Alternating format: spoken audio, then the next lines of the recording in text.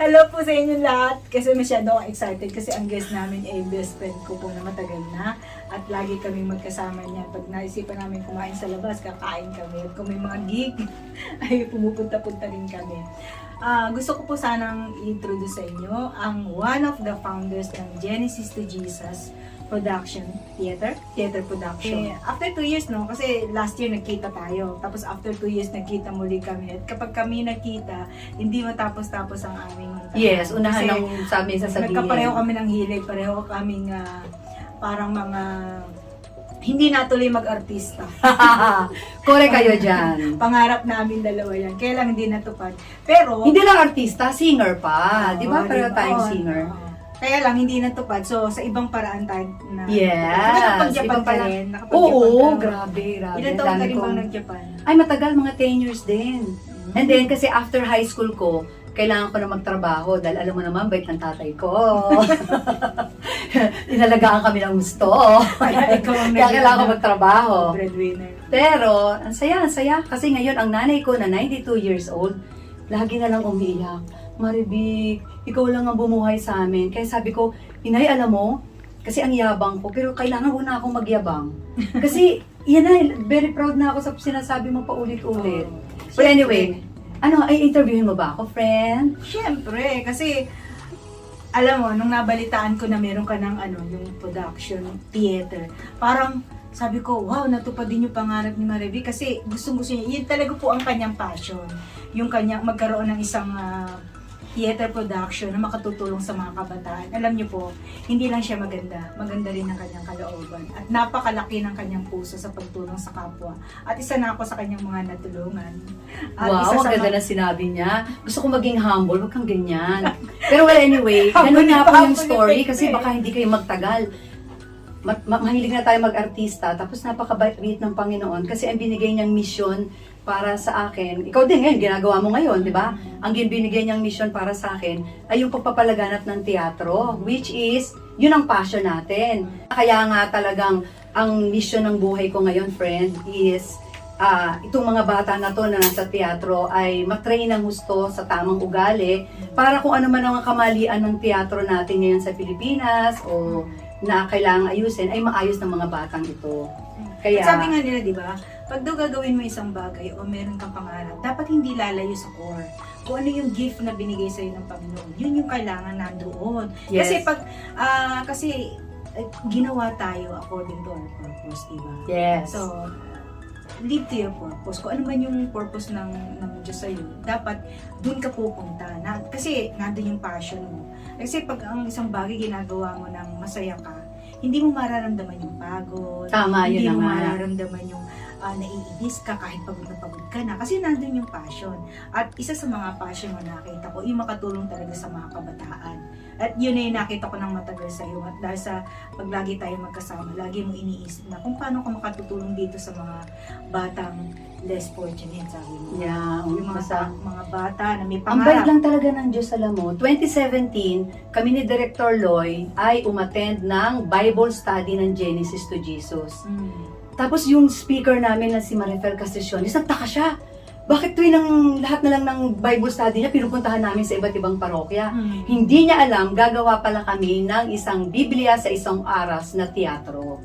So doon nag-start yun, 2017. Kaya lang, yun na nga, nasa kasamampala dahil sa COVID, ay natigil yung aming pagpapalabas.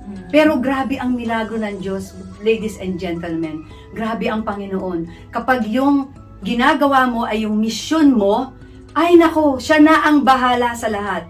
Imagine mo, nakapagpalabas kami sa PCNE UST, nang talagang hindi naman kami yung tinatawag. Nagkamali lang yung nagtawag sa amin. Pero kasi nga gusto ng Diyos na kami yung magpalabas eh.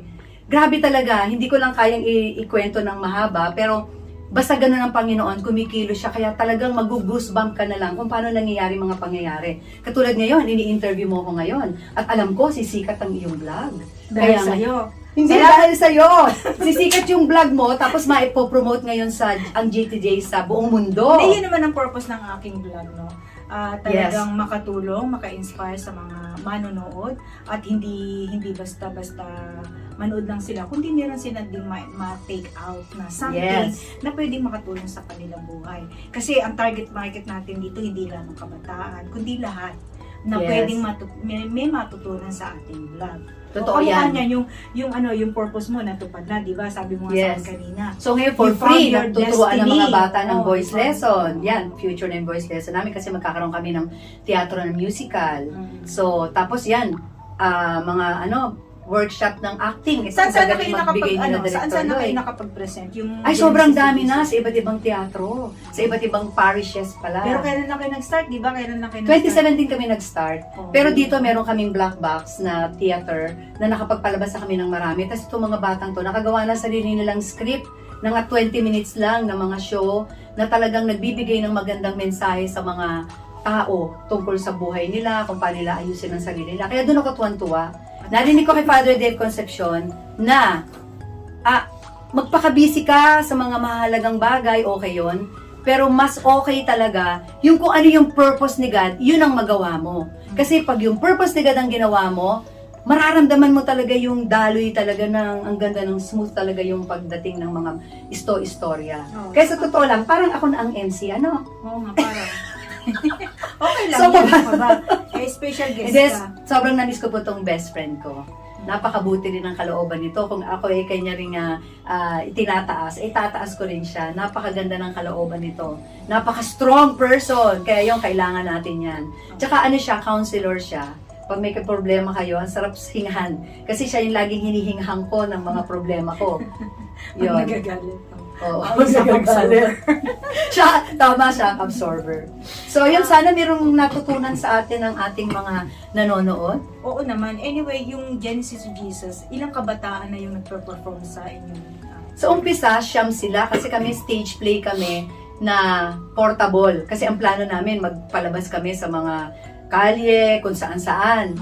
Tapos talagang portable kami, audio recorded kami. Kaya sobrang naririnig yung mga voice namin. Pero ngayon, yung talagang teatro na talagang alive yung ganon. Ano nga yung tanong mo ulit? Sana hindi lang, ilang mga kabataan na yung... Ngayon, nyo sa- ang kabataan namin nasa 50 na, 50 na. Tapos, yung sa umpisa 10, ngayon 50 na, nasa 60 na sila. So, sobrang sila, nag-workshop nga sila kahapon, sobrang na-amaze ako sa galing nila. Kasi sa halip Grabe. na kung saan sila nagpupunta, no, di ba? Yes! Buti Pero, sinabi mo. Nagkakaroon sila ng purpose sa buhay nila. Nagagamit nila yung mga passion nila, yung mga skills nila sa pag-arte, sa pag Yes. nandun talaga yung alam mo yung bigat ng arte. Tama. Nandoon. Tsaka ang Kasi- kagandahan kasi nun, kahit sa mga bata nga na wala pang hilig sa pag-arte, alam mo, pasok kayo.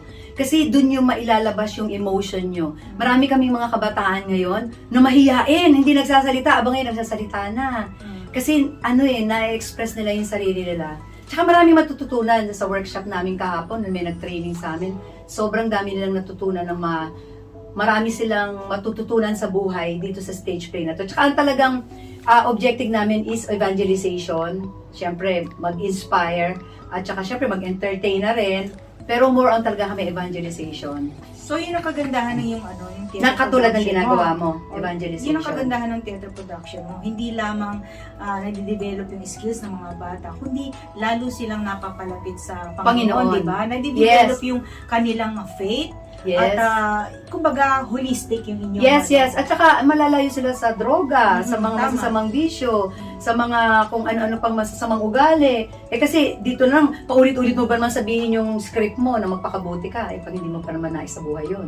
Kaya nga. Pero yun din ang talagang purpose din natin. Ako personally, yun din na, Lord, tulungan mo ako na maisabuhay ko yung pananampalataya ko. Kasi hindi naman pwedeng puros evangelize ako, hindi ko naman sinasabuhay. So yun ang aking So, yun yung challenge. pinipilit na yun ang challenge mangyari talaga, sa buhay no? ko. Kasi yung mga ginagawa natin, maging inspiration sa iba. Yes, at saka sa buhay mo. Yun ang Abangan nyo pinaka-importante. abangan nyo nga pala na isa sa dalawa sa mga actors. Yes. ng Genesis to Jesus Ay, magiging bisita mo rin. natin. Yes. Soon, ma-interview din natin ang mga actors na gumaganap sa kanila Yes. na may sari-sariling story Yes. ng buhay. Yes. At saka last na lang, bago ka mag-end, Mm. gusto ko lang sabihin talaga, grabe ang milagro ng Panginoon. Yung Addition Hills na barangay ay tinanggap yung aming teatro para magpalabas ng Cenaculo. Tapos ang binibigay sa amin ni Lord na time lang 1 month and a half lang. Saka Pero alam ko timely, magmimilagro ang Diyos. Magagawa Magagawa kasi yung yan. pandemic ngayon, hindi na pandemic, kumbaga medyo maluwag na ngayon, kaya okay na yung mga ganyang Yes. di ba? Pero ngayon, ang gagawin namin is kakaiba, tsaka more on para sa mga millennials. Kaya, basta ako, sobrang confident ako na tutulungan kami ng Panginoon. Thank you po sa inyo lahat. Sana marami kayo natutunan sa aming episode ngayon. And I hope na nag-enjoy kayo sa aking magandang kaibigan. Yes. At siya din maganda rin, di ba? Pero mas maganda ako. To God be the glory!